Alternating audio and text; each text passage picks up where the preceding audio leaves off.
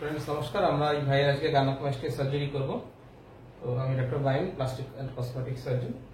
আমাদের এই ভাইয়ের ক্ষেত্রে দেখুন ব্রেস্টের কিন্তু অনেকটা নিচের দিকে নেমে এসেছে এবং আমরা দেখতে পাচ্ছি ওনার ক্ষেত্রে লুজনেস রয়েছে স্কিনের। ওনার যেটা ব্যাপার সেটা হচ্ছে উনি 13 কেজি মতো ওজন লুজ করেছেন, ফলে স্কিনটা একটু লুজনেস এসে গেছে।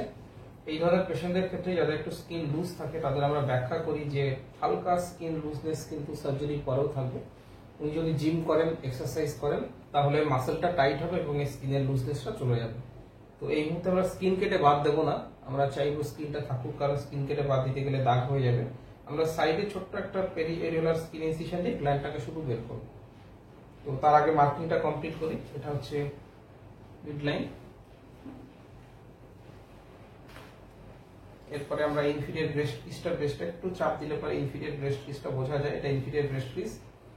এর তলাতে আমরা কিছুটা লাইপোসাকশন করবো, তাহলে একটা ইভেন শেপ আসবে।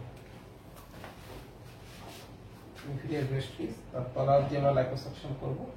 হাতটাকে আমরা লম্বা করে দেবো। হাত লম্বা করে দিলে মাসল যেটা আছে, পেক মেজার মাসল, যেটা এক্সারসাইজ করলে খুব সুন্দর বোঝা যায়, এটা মাসলের ল্যাটারাল বর্ডার। একটু ঘুরে যান। এটা হচ্ছে ব্রেস্টের ল্যাটারাল বর্ডার। এই এরিয়াটাও কিন্তু আমরা লাইপোসাকশন করবো। এই এরিয়াটা লাইপোসাকশন না করলে পরে কিন্তু রেজাল্টটা হয়তো ভালো আসে না এই এরিয়াটা। এরপরে সুপিরিয়র ব্রেস্ট বর্ডার, আমরা এই মাসলটা দেখতে পাচ্ছি, এখানে যে মাসলের বর্ডারটা রয়েছে, অ্যাকচুয়ালি মাসল আরো কিছুটা নিচে অব্দি আসে, কিন্তু ব্রেস্ট কিছুটা ওভারহ্যাং করে ব্রেস্টের উপরে। মাসলটা অ্যাকচুয়ালি নিকলের নিচ দিয়ে যায়, এই জায়গাটা দিয়ে যায়। তো ব্রেস্টের এরিয়াটাকে আমরা গোল করে মার্ক করব, ব্রেস্টটাকে গোল করে মার্ক করব, আর মাসলটাকে আমরা স্কোয়ার মার্কিং করবো। এটা muscle, this is the muscle. তো এটা দেখুন, মনে হতে পারে এটা ব্রেস্ট টিস্যু, এটা কিন্তু ব্রেস্ট টিস্যু না, এই জায়গাটা ব্রেস্ট টিস্যু। দেখুন মাসলটা কাঁধ অব্দি চলে যাচ্ছে। So this is the muscle, pectoralis major muscle. যেরকম আমরা বাঁ দিকে মার্কিং করলাম সেরকম ডান দিকেও করবো। তো আমাদের মার্কিং কমপ্লিট হয়েছে। আমরা মাসল মার্কিং করেছি, ব্রেস্টের মার্কিং করেছি। লাইপোসাকশন করার জন্য আমরা এখানে ছোট্ট একটা ফুটো করবো, সেটা দিয়ে পুরো এরিয়া লাইপোসাকশন হয়ে যাবে এবং অ্যারিওলার পাশে ছোট একটা কাট করে গ্ল্যান্ডটাকে বের করবো।